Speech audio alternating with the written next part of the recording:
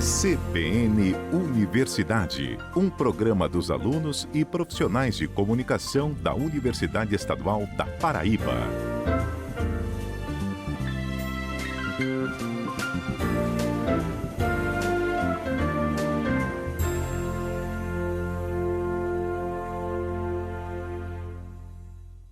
Oi pessoal, estamos começando mais um CBN Universidade nesta manhã de sábado aqui na 103.5, a rádio que toca notícia. Eu sou Natasha Leone e até às 10 horas da manhã você fica sintonizado com a gente e por dentro de tudo o que é notícia na Universidade Estadual da Paraíba. Quem nos acompanha já sabe que esse programa é um laboratório para estudantes de jornalismo pela UEPB e de educomunicação pela UFCG que aprendem na prática sobre o fazer radiojornalismo. O nosso programa é produzido pela Coordenadoria de Comunicação da Universidade Estadual da Paraíba, sob a supervisão de Hipólito Lucena. O CBN Universidade é fruto da parceria entre a UEPB e a rádio CBN Campina Grande. E vamos saber o que é destaque por aqui neste sábado. Tem participação de Luciano Nascimento falando sobre direito e cidadania. Na coluna de hoje, economia, mercado e trabalho. Professor de matemática da UEPB lança livro de álgebra abstrata básica para ajudar na formação de novos professores. Por aqui tem as dicas de português sem segredos com o Denis Medeiros. E ainda uma entrevista sobre a pesquisa desenvolvida na UEPB que está garantindo sementes de feijão mais resistentes à falta de água e às altas temperaturas. A gente ainda traz tudo sobre o projeto Ativa a Idade, desenvolvido no Departamento de Odontologia da UEPB. Fica com a gente que o CBN Universidade deste sábado está apenas começando. Apresentação: Natasha Leone. E a gente já inicia falando sobre a estrutura da Universidade Estadual da Paraíba. Você sabia que a UEPB está presente em vários municípios aqui no estado? São 8 campos que oferecem cursos técnicos de graduação e pós-graduação. O campus 1 é aqui em Campina Grande. O campus 2 na cidade de Lagoa Seca. O campus 3 fica localizado em Guarabira. O campus 4 é no sertão do estado, em Catolé do Rocha. O 5 é na capital do estado, João Pessoa. O campus 6 é no Cariri Paraibano, na cidade de Monteiro. O 7 é em Patos e o 8º campus da Universidade Estadual da Paraíba fica na cidade de Araruna e oferece os cursos de licenciatura em Física, Engenharia Civil e Odontologia. Só aqui em Campina Grande são oferecidos 25 cursos de graduação diferentes em várias áreas do conhecimento. Nos campos de Lagoa Seca e de Catolé do Rocha, além da graduação, ainda tem atividades nas escolas técnicas Assis Chateaubriand e do Cajueiro, respectivamente. A Universidade Estadual da Paraíba é um patrimônio do nosso estado e garante formação profissional para milhares de pessoas todos os anos. E não só tem gente do nosso estado, não. A UEPB acolhe estudantes de várias cidades brasileiras e até do exterior. E aí, você tinha ideia do tamanho que é a família UEPB? Para ficar por dentro de toda a estrutura do que acontece no dia a dia da universidade, dos dados da transparência pública, onde é disponibilizado toda a despesa da instituição, entre outros assuntos, é só acessar o site através do uepb.edu.br. Agora a gente se liga na participação do professor Luciano Nascimento. Vamos ouvir o comentário dele no quadro Direito e Cidadania. Direito e Cidadania, com Luciano Nascimento. Bom dia a todas e todos os ouvintes da rádio CBN Campina Grande. Sou Luciano Nascimento e você ouve a coluna Direito e Cidadania no CBN Universidade. Bem, ouvintes, o tema de hoje é economia, mercado e trabalho. Como vai a economia para você, dona de casa, para você, trabalhador, para você, estudante, enfim, para você, cidadão e cidadã brasileiros? Como está a economia para você? Bem, para o ministro da Economia, Paulo Guedes, Sua Excelência Paulo Guedes, a economia está muito bem, vai muito bem. Aliás, frase de Paulo Guedes, o Brasil está condenado ao crescimento. Não sabemos de qual crescimento fala Sua Excelência, o ministro da Economia. Segundo o economista Paulo Guedes e ministro, a economia no Brasil está decolando. Os investimentos estão em uma escala crescente. A geração de empregos mostra que a economia vai em um processo de decolar e, quando estiver em voo, não mais parar.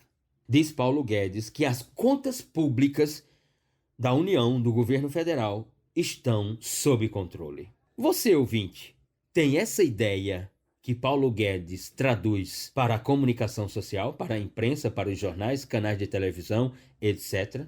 Qual é a sua ideia sobre a economia brasileira? Como anda a economia brasileira? Bem, a pesquisa sobre o PIB, Produto Interno Bruto, que é a soma das nossas riquezas, das riquezas da nação brasileira, mostra que o PIB teve uma queda de 0,1 no terceiro trimestre no ano de 2021. E que essa queda foi ocasionada, dentre outros setores da economia, pela indústria e a agropecuária, que tiveram uma redução de 8%. Os especialistas dizem, portanto, que a economia está estagnada.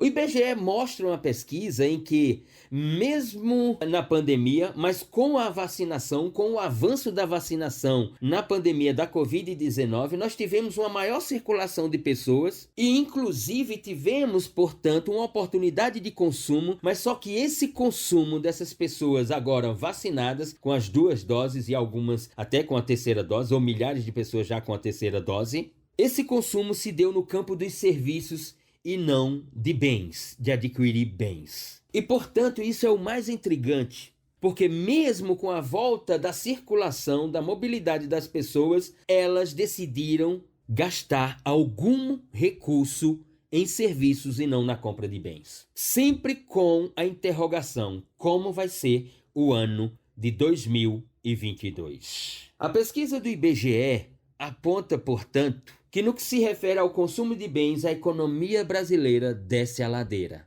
E no que se refere ao consumo de serviços, a economia brasileira está estagnada. A relação que saiu agora, nesse terceiro trimestre de 2021, coloca o PIB do Brasil entre 35 países na 26ª posição. Ou seja, dentre 35 países, o nosso PIB está lá na rabeira. Ocupamos a posição de 26, ou 26º lugar entre os 36.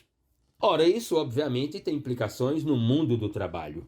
Os números, portanto, da geração de emprego não são significativos a ponto de que se possa afirmar um crescimento no campo do emprego. Por outro lado, o número de trabalho escravo no Brasil aumentou exponencialmente. Nós tivemos registrados, portanto, um número de 1.700 pessoas resgatadas de trabalhos no campo da cana-de-açúcar, nas fazendas de cana-de-açúcar, fazendas de café, enfim, uma série, portanto, de estabelecimentos da economia brasileira. Mais especificamente, nós tivemos autuação em 2021 em 250 estabelecimentos no Brasil para resgate de trabalhadores na condição análoga a escravo. Nós só tivemos um número maior no ano de 2013, mostram as pesquisas. Muito bem. O cenário não é animador. Pesquisa do IBGE também mostra que 1 em cada 4 brasileiros, mesmo com o auxílio emergencial do governo federal, no ano de 2020, 1 em cada 4 ficou abaixo da linha de pobreza, o que representa 51 milhões de pessoas abaixo da linha de pobreza. Informa a pesquisa do IBGE, do índice denominado de síntese de indicadores sociais. Ou seja, 51 milhões de pessoas nesse país hoje estão abaixo da linha de pobreza, mesmo com o governo federal tendo despejado bilhões e bilhões de reais na forma de auxílio emergencial para socorrer essas pessoas. Mesmo assim, o número é assustador. 51 milhões de pessoas abaixo da linha de pobreza. E o cenário para 2022 não é nada animador. O governo já mandou, inclusive, para o Congresso Nacional uma nova proposta de reforma trabalhista. Ouvintes, é isso mesmo que você ouviu. uma nova reforma trabalhista. Lembra daquela reforma trabalhista que iria realizar um pool de empregos a partir do governo Temer, que recentemente comemoramos, né, aniversário sobre ela? Não gerou emprego como as promessas anunciavam. Muito bem. O Ministério do Governo Federal manda para o Congresso uma nova proposta de reforma trabalhista que tem 330 mudanças, como, por exemplo, a normalização ou a normalidade do trabalho aos domingos, que é algo proibido pelo artigo 67 da CLT. Os trabalhadores que exercem função ao domingo só o fazem por uma convenção, por um ato em sindicato, por um acordo sindical ou uma convenção coletiva ou por registro na Câmara, né, na Câmara de Trabalho brasileira. Muito bem. Outra previsão é proibir o reconhecimento de vínculo em CLT, na Consolidação das Leis do Trabalho, dos trabalhadores operários por APP, ou seja, por aplicativos, como, por exemplo, motorista por aplicativo, motorista de veículo por aplicativo, né, como essas diversas plataformas que temos, como Uber 99, InDrive, entregadores por aplicativos, como entregadores de comida, entregadores de qualquer outro produto. Na reforma trabalhista, o governo quer a proibição do reconhecimento do vínculo entre a plataforma, o app, e esses trabalhadores. A nova reforma trabalhista do governo federal propõe a introdução de 110 novas regras no campo do trabalho, flexibilizando, ou seja, com a ideia de flexibilização entre capital e trabalho, empregador e operário. A alteração de 180 regras da CLT e a revogação de 40 outras regras da CLT. Mais ainda, a reformulação na Constituição do capítulo referente ao trabalho. Ou seja, você trabalhador, você operário, seus direitos nesse país serão cada vez mais em número menor. Obrigada, professor Luciano, e até o próximo sábado com mais informação aqui no CBN Universidade. E vamos de intervalo. Daqui a pouco a gente volta para falar sobre a publicação de um outro professor da UEPB sobre álgebra abstrata básica, que tem ajudado na formação de novos professores. E já no próximo bloco tem o quadro Português Sem Segredos com dicas bem legais. A gente volta rapidinho. CBN Universidade, na CBN Campina Grande.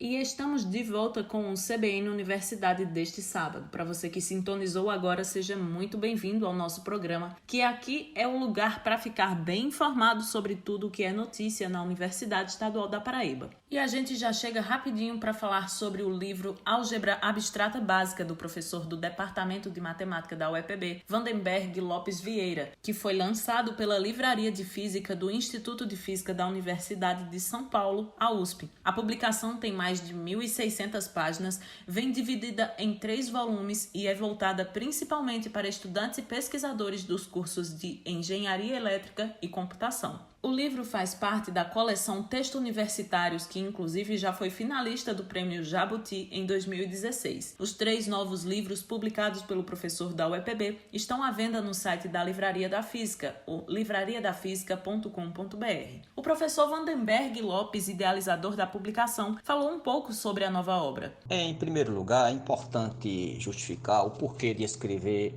a obra intitulada Álgebra Abstrata Básica. Bem, depois que o livro Álgebra Abstrata para a licenciatura, uma obra de nossa autoria que foi lançado em 2013, que já está em sua segunda edição, lançada em 2015, nós sentimos a necessidade de escrever um texto que contemplasse temas mais substanciais em estruturas algébricas, que em geral não são estudados em cursos de licenciatura em matemática. Essa necessidade deu-se por meio de inúmeras sugestões que recebemos de leitores, e entre eles alunos e professores. Só que os temas sugeridos, como por exemplo grupos solúveis e teoria de Galois, não são assuntos estudados em um curso de introdução a estruturas algébricas. É claro que não há um consenso sobre quais assuntos devem compor um texto de álgebra abstrata com tópicos, digamos assim, mais avançados.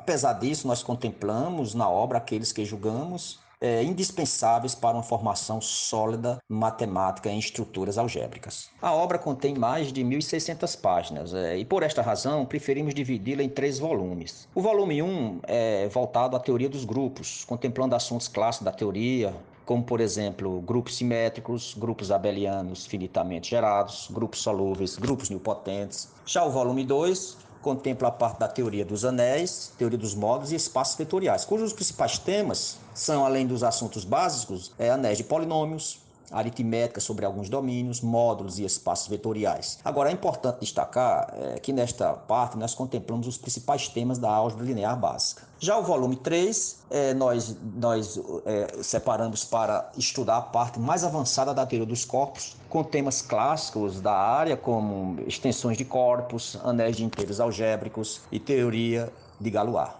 Bom, ao escrevermos este livro, tivemos a intenção de apresentar um texto básico que abordasse os principais tópicos de álgebra abstrata, apresentados de forma mais didática e acessível possível.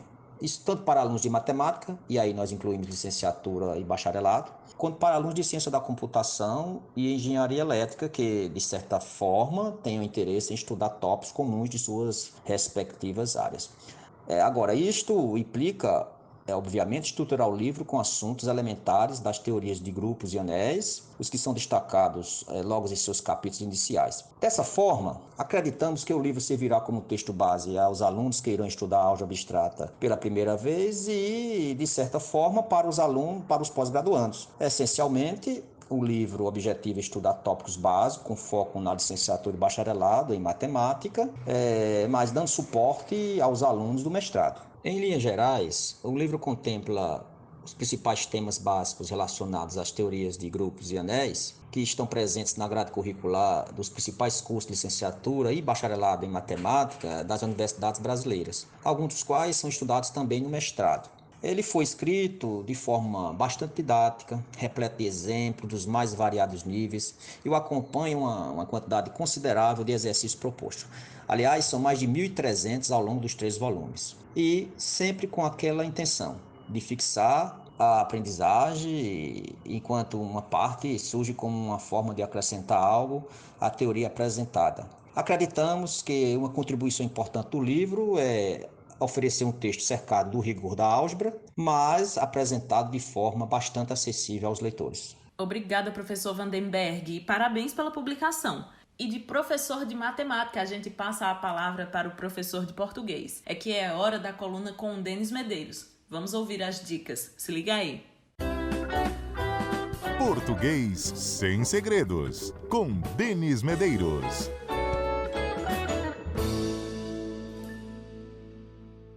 Olá, ouvintes da CBN, tudo bem com vocês? Mais uma vez aqui para trazer algumas dicas da nossa língua portuguesa para o seu dia a dia. Inicialmente vamos falar sobre a palavra alerta.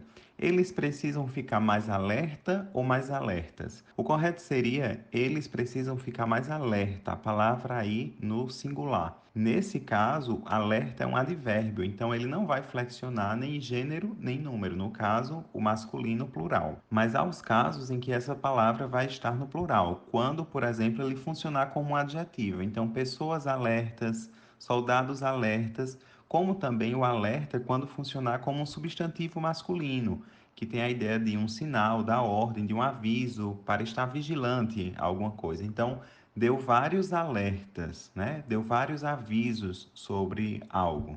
A segunda dica é sobre a palavra cozer, que pode ser com Z ou com S. Muita gente conhece mais com Z do que com S, porque são homônimos, homófonos, ou seja, iguais na pronúncia, mas diferentes na escrita, e significados também.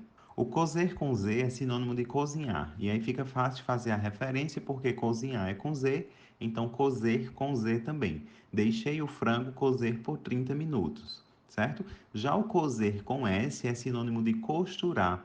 A costureira cozeu o vestido em apenas 3 dias. Não é tão comum, mas existe. Ela é muito utilizada na língua espanhola e não por acaso, né? A Espanha e Portugal fazem parte da Península Ibérica e ocupam grande parte dela. E os dois países de origem das duas línguas, português e espanhol, são muito parecidos em vários níveis, inclusive linguístico, né? É importante lembrar também que são línguas derivadas do latim, e dentre essas palavras que são semelhantes, eu lembro muito da música Chão de Giz, de Zé Ramalho, que ele diz fotografias recortadas em jornais de folhas a miúde. Essa palavra a miúde não é tão comumente utilizada, mas é bem semelhante à palavra a menudo, em espanhol, que quer dizer, assim como a miúde, frequentemente. A terceira dica de hoje me perguntaram esta semana: Denis, eu escrevo senão junto ou separado? Quando usar cada um deles? O senão separado significa caso não. Então, por exemplo, se não conseguir entregar o documento hoje, amanhã daremos um jeito. Caso não consiga entregar o documento hoje, amanhã daremos um jeito. Já o senão junto significa caso contrário. Então, por exemplo, vem logo, senão a loja fechará. Então, vem logo, caso contrário, a loja fechará. E por fim, a quarta dica de hoje diz respeito ao uso da crase em horários. Então eu digo que estou em reunião desde as 8 horas, com crase ou sem crase. Na verdade, a gente sabe que utilizamos muito a crase quando tem uma hora exata, então a reunião acontecerá às 14 horas. Então, às 14 horas com crase. Entretanto, aqui tem um probleminha que é a preposição desde. Então, desde as 8 horas vai ser sem a crase, sem o acento indicativo de crase, porque o desde já é uma preposição. Então, eu não posso colocar a preposição desde mais a preposição a mais o artigo a. Isso significa dizer que eu vou falar desde as 8 da manhã, sem crase, e isso vai servir também para outras preposições. Então, para, entre, perante, ante, ou seja, o compromisso está marcado para as 6 horas, para as sem crase. O procedimento ante a paciente será feito de tal forma, então, ante a sem a crase. Outro exemplo, o atendimento aos clientes será entre as 8 e as 18, tudo sem crase. Agora, quando eu colocar o atendimento será das 8 às 18, aí a gente coloca a crase, beleza? Lembrando, pessoal, que horas, 18 horas, é só o H e o H deve ser minúsculo. Não coloquem HRS, HS, é só o H minúsculo, beleza? É isso, pessoal. Se quiserem acompanhar mais dicas de português, vão lá no meu Instagram, @prof.denismedeiros, Denis com 2 N's.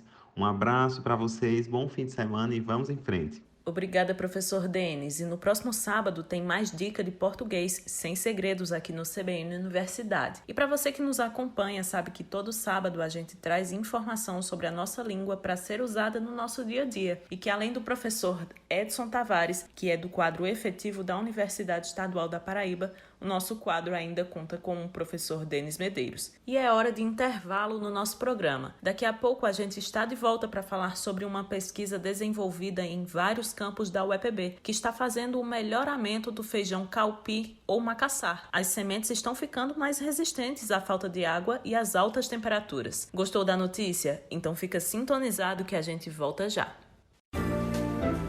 CBN Universidade, na CBN Campina Grande. E o CBN Universidade está de volta para falar sobre uma pesquisa de melhoramento vegetal da semente de feijão do macaçar ou calpi, como também é conhecido. Os estudos vêm desde 2012 com atividades no Laboratório de Ecofisiologia de Plantas Cultivadas, o Ecolab, que fica aqui no campus de Campina Grande. Além disso, as sementes são cultivadas no campo em outras cidades onde tem sede da Universidade Estadual da Paraíba, justamente para verificar a eficiência da pesquisa e se as sementes estão resistentes às fortes temperaturas e à escassez de água. Além de pesquisadores da UEPB, tem a colaboração de um professor da Universidade Federal de Campina Grande e os estudos são em parceria com unidades da Embrapa. Sobre esse assunto, conversamos com o professor do Departamento de Biologia da UEPB, o coordenador da pesquisa, Alberto Soares de Melo. Professor, explica pra gente como foi que começou essa pesquisa. A gente chega a trabalhar na Universidade Estadual da Paraíba em 2005. Passando o concurso, eu fui para Catolé do Rocha, de início trabalhando com fruticultura, e a gente participou em 2009 e 2010 na implantação do programa de pós-graduação em Ciências Agrárias, em parceria com a Embrapa Algodão. E ao vir morar em Campina Grande, me chamou a atenção da necessidade de trabalhar também com o feijão calpi, uma cultura de importância socioeconômica, não só para o Brasil, para o estado da Paraíba e para o Nordeste, como fonte de proteínas e carboidrato. E a gente foi provocado para formar um grupo de pesquisa para trabalhar desde do do processo, da problemática que seria a restrição hídrica no semiárido, em seleção de cultivares melhorados de feijão calpis ou feijão macaçá, conhecido popularmente. Como está sendo feito esse melhoramento das sementes? Quais são os processos da pesquisa? Primeiro a gente selecionou de início em torno de 11 materiais. Esses materiais são genótipos cultivares, vindo da Embrapa Meio Norte e da Embrapa Semiárido. Pegamos também alguns materiais em nível de produtores locais. E fizemos inicialmente teste de campo, selecionando os melhores materiais em termos de resposta, dentro da variabilidade genética, em termos de rendimento de grãos, qualidade de grãos e tolerância à restrição hídrica. A partir daí a gente começou a trabalhar então selecionando esses materiais em nível de experimentação, colocando o sistema de cultivo com a capacidade adequada ou normal, sem restrição hídrica, e restringindo essa restrição a em torno de 50%. A partir daí a gente começou então a selecionar os materiais mais tolerantes. A gente já está em torno da terceira geração em termos de seleção de material, onde a gente coleta esse material no campo, traz para o laboratório, vê a questão em termos de tolerância bioquímica sobre restrição hídrica e também tolerância, questão fisiológica, no final, vendo então a resposta em termos de rendimento de grão desses materiais. Como já falamos, além do campus de Campina Grande, vocês também avaliam as sementes em outros campos da instituição, para validar os testes feitos em laboratório, é isso? Como a gente tem um ponto de partida do trabalho desses genótipos na câmara de germinação ou câmara de crescimento, nesse ambiente a gente consegue simular um clima de semiárido, então de alta temperatura, alta umidade relativa. Ao selecionar esse material, levando esse material em nível de campo, a gente consegue ver a plasticidade que esses genótipos devem ter em termos de comportamento ambiental. O feijão calpis, o macaçá, ele tem uma variabilidade e resposta genética ambiental muito grande, certo? Então, por si só é um material tolerante dentro da sua característica genética. A gente faz experimento no segundo semestre em Lagoa Seca e a gente faz também experimento em Catolé do Rocha. Por que Lagoa Seca? Lagoa Seca, no segundo semestre, embora a gente esteja num clima mais ameno em termos de temperatura, ele é representativo da região de cultivo no estado da Paraíba também em termos de produção de feijão calpis. E a gente coloca esse experimento concomitante no segundo semestre, tanto em Lagoa Seca, em função desse clima, e levamos para um clima mais extremos, entre aspas, que seria no sertão paraibano, que é a região de Catolé do Rocha. Com isso, a gente consegue identificar a variabilidade ambiental em cima desses genótipos e ver o comportamento que ele tem em termos de variabilidade genotípica nesses ambientes. Ao longo desses 3 momentos de coleta de material, professor, quais as melhorias foram observadas? Em termos de arquitetura da vegetação, a melhoria em termos de resposta a enzimas antioxidantes, que seria um ponto de partida que a gente faz aqui no laboratório, e a questão de ajuste fisiológico em termos de tolerância à resistência à deficiência hídrica em nível de campo. Seria o ponto principal dessa pesquisa. Que bom! Quando a gente fala em importância da pesquisa e contribuição social do estudo, o que podemos dizer, professor? Eu vejo como um fator agregante que você pode agregar, em especial para a agricultura familiar, que trabalha com feijão calpis. Então, não é um trabalho, imagine agora, de selecionar um genótipo ou a cultivar com características de maior adaptação ou aclimatação em nível de semiárido, disponibilizar sementes aos produtores, eu acho que seria um impacto econômico, social para o Estado, em especial para a universidade. Quais são os próximos passos dessa pesquisa? O próximo passo é validar esses resultados em nível de laboratório. Então, o ano passado, em 2020, a gente teve primeiro ensaio de campo, após os ensaios em nível controlado. Selecionamos esses materiais, estamos fazendo triagem, trabalhando novamente em ambiente controlado, tanto na câmara climática, para depois selecionar esses materiais para fazer a validação. Eu acredito que em 2022 seria a validação final para selecionar esses materiais mais tolerantes. Quais são as características ambientais que vocês conseguem simular em laboratório para testar a resistência dos vegetais estudados? A gente consegue colocar sem água, não sei, mas a ideia, o vegetal ele precisa de água para sobreviver. É tanto que existe uma pesquisa hoje que ela é pioneira dentro da instituição, que é fase da dissertação de mestrado de um dos nossos alunos, que é o Seed Prime, que é um tratamento com semente para ver a memória genética desses materiais. Então, a gente aqui no laboratório faz esse prime, esse tratamento de semente, simulando uma restrição hídrica em torno de 50% da capacidade disponível que o ambiente pode oferecer dentro do ciclo do vegetal. Esse material depois ele vai para uma câmara de crescimento fitotron que fica no Horto Florestal, também é um equipamento que a gente adquiriu via FINEP, projeto aprovado FINEP, e nesse equipamento a gente simula as condições climáticas do semiárido. A gente pode chegar a 45 graus, 40 graus, baixar essa umidade relativa do ambiente para 50%, 40% e ver até onde esse genótipo, ou o feijão calpi, ou as variedades de feijão calpi que a gente está tentando selecionar, tendem a se comportar em termos de resistência a esses ambientes estressantes. E esses materiais mais tolerantes, né, consigam passar por um ciclo vegetativo na cana de crescimento, a gente pega essas sementes e leva então agora para validar em nível de campo. Esse seria o foco principal da nossa pesquisa. E como a gente ouviu o professor Alberto falando aí sobre a técnica de Seed Prime que eles desenvolvem no Ecolab, quem explica melhor para a gente como é essa etapa da pesquisa é o Venâncio Eloy de Almeida Neto, que é aluno da pós-graduação em Ciências Agrárias pela UEPB. Vamos ouvir. Essa etapa que está sendo desenvolvida aqui no Ecolab, nossa equipe, estamos trabalhando com Seed Prime, que em tradução literal é o Prime de sementes. Consiste de um melhoramento, por que não, de submeter essas sementes em um estágio inicial, submeter elas a um estímulo, no nosso caso um estímulo, seja ele de oscilação térmica, alta temperatura, de restrição hídrica e de variação luminosa. Esse estímulo, colocado na semente em um momento que ela está passando por processos para germinar, certo? Quando a gente aplica esse estímulo, é considerado um estresse nessa semente, ela ativa toda uma rota de mecanismos que vai garantir uma defesa a ela.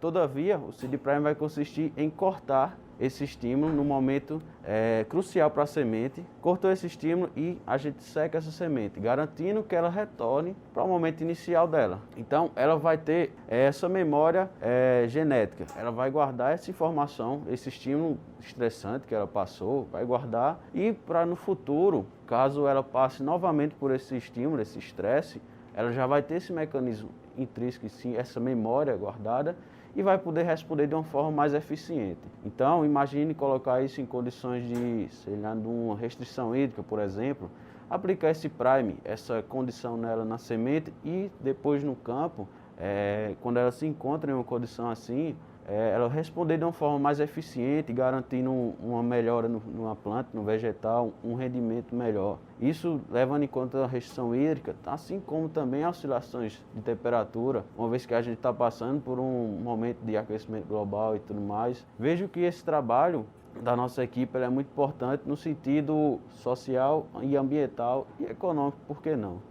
E que pesquisa bacana, não é mesmo? E agora, no segundo semestre, os pesquisadores fizeram nova plantação com as sementes mais resistentes às altas temperaturas e à falta de água para colher novos resultados dos estudos. A previsão do coordenador é que até 2022 os estudos sejam fechados para solicitação de registro de patente. Parabéns a todos os pesquisadores envolvidos.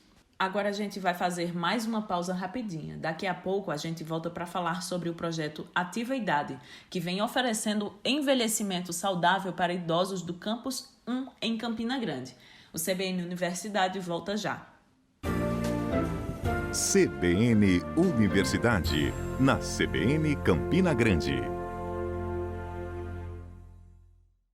Voltamos com o CBN Universidade deste sábado e já na reta final do nosso programa trazemos uma iniciativa bem interessante que é desenvolvida pelo pessoal do curso de Odontologia da UEPB. É o Ativa Idade. Você já ouviu falar desse projeto que estimula o envelhecimento saudável? Pois escuta a reportagem que o João Paulo Cardoso preparou pra gente. Funcionando desde 2015, o Ativa Idade, que é um projeto de extensão do Departamento de Odontologia da UEPB, vem proporcionando ações voltadas para o envelhecimento ativo e saudável da comunidade idosa. Além disso, o projeto estimula estudantes dos cursos de odontologia, fisioterapia, psicologia, educação física, enfermagem, farmácia, serviço social e jornalismo a serem profissionais humanizados no mercado de trabalho.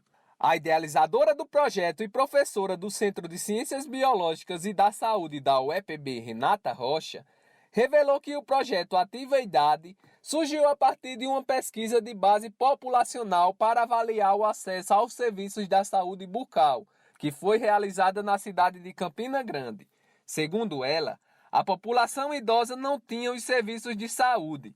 Diante disso, ela sentiu a necessidade de propor políticas públicas para alcançar o público mais idosos e orientar sobre as questões relativas da saúde bucal também na terceira idade. Foi verificado nessa pesquisa de quanto mais jovem as pessoas, maior o acesso à saúde bucal. Fato esse mostrando que com o passar da idade, quanto mais idade, e menor o grau de escolaridade das pessoas, menos acesso aos serviços de saúde bucal se tinha à época. Então, diante disso, nós vimos a necessidade de propor dentro da universidade, através do programa de extensão, o PROEX, esse projeto com a finalidade de alcançar esse público idoso e fazer um trabalho de orientação, de esclarecimento, inicialmente sobre as questões relativas à saúde bucal.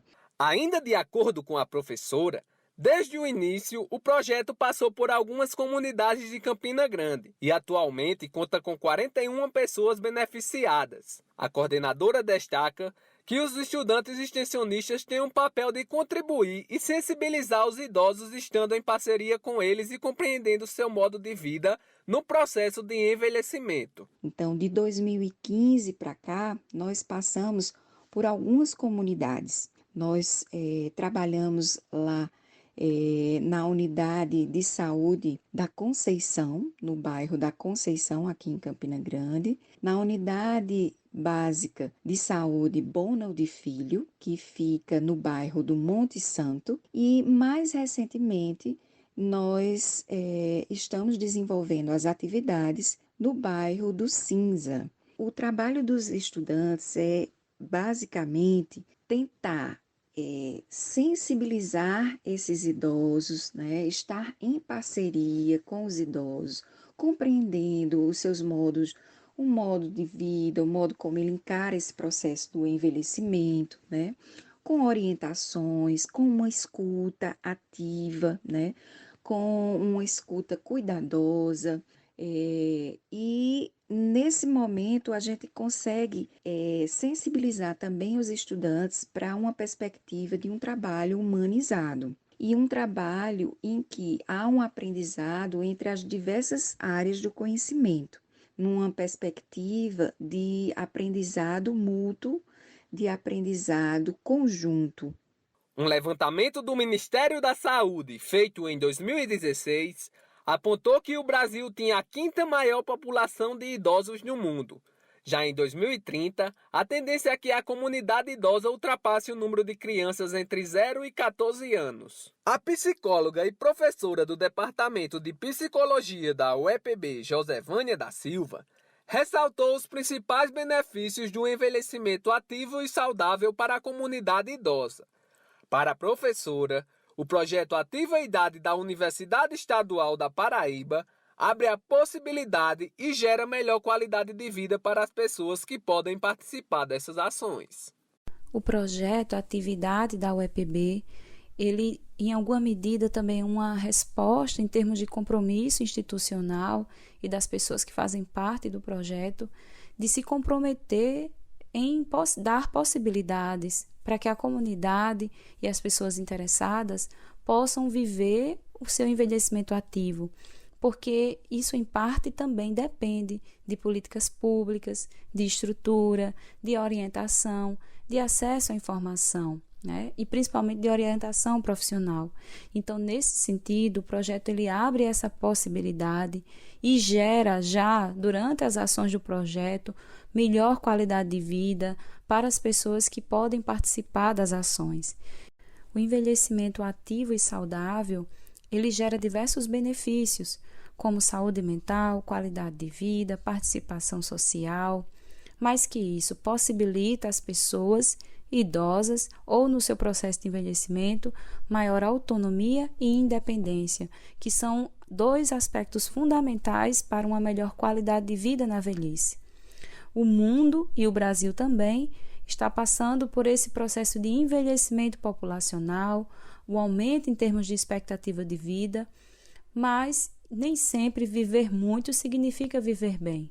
Então, o ideal é muito mais do que acrescentar anos à vida, é importante acrescentarmos qualidade de vida aos anos que a gente vai vivendo. E para isso é fundamental envelhecer de forma ativa e saudável. Segundo a psicóloga, para se ter um envelhecimento ativo, é preciso e fundamental manter uma atividade física regular, cuidar da saúde mental e ter uma alimentação saudável. Para se ter um envelhecimento ativo, tudo que está posto na geriatria, na gerontologia, nos manuais também de psicogerontologia, que é fundamental para todo ser humano, para toda pessoa, manter minimamente uma atividade física regular, e aqui eu não estou falando de grandes atividades, mas desde uma caminhada regular, ela já faz toda a diferença para a saúde, tanto para as questões clínicas do ponto de vista do colesterol, a questão do controle da pressão arterial, enfim. Então, uma atividade física regular, cuidar também da saúde mental, dentro daquilo que nos for possível, obviamente, e da alimentação. E aqui eu estou falando de alimentações caras, não, eu estou falando daquela alimentação básica, mas que ela seja minimamente saudável, tá? Então, assim, nesse contexto, dicas e orientações nós temos diversas, mas é importante compreendermos que ser ativo não significa você estar o tempo inteiro fazendo algo, viajando, correndo, enfim. O ser ativo tem a ver também com a possibilidade de você exercer suas atividades diárias com autonomia. Então, às vezes, ser ativo para seu José, para Dona Maria, que está lá no seu roçado, no seu sítio, é poder todas as manhãs acordar, fazer sua alimentação, cuidar da sua horta ali, colher os frutos da terra. O que é ser ativo para muitos de nós, muitas vezes, é ter essa atividade regular, é trabalhar e conseguir se concentrar, é dormir bem. E para quem deseja ter um envelhecimento ativo e saudável, pode entrar em contato com o Departamento de Odontologia da Universidade Estadual da Paraíba. E o projeto Ativa Idade deve voltar de forma presencial quando as condições sanitárias permitirem. Enquanto isso, a comunidade idosa pode manter o contato com o projeto através das redes sociais, no qual são repassadas as principais orientações e dicas de como envelhecer de uma forma saudável. É só acessar o Instagram do projeto, @ativa_idade UEPB. João Cardoso para o CBN Universidade. Obrigada, João Cardoso. E é com a reportagem sobre o projeto Ativa Idade do Departamento de Odontologia da UEPB que encerramos o CBN Universidade deste sábado. Eu agradeço a audiência de todos vocês que sempre nos acompanham aqui nas manhãs de sábado. Para quem perdeu algum pedaço do nosso programa, a partir do meio-dia, ele já vai estar disponível na TV UEPB no YouTube. O CBN Universidade teve a apresentação minha, Natasha Leone, com edição e finalização de Isis Coelho e Apolo Ricarte, direção de Hipólito Lucena. O CBN Universidade é uma produção da Coordenadoria de Comunicação da UEPB, através da parceria entre a Universidade e a Rádio CBN Campina Grande. A gente volta semana que vem, a partir das 9 horas da manhã. E desde já você é nosso convidado. Até sábado que vem. CBN Universidade, na CBN Campina Grande.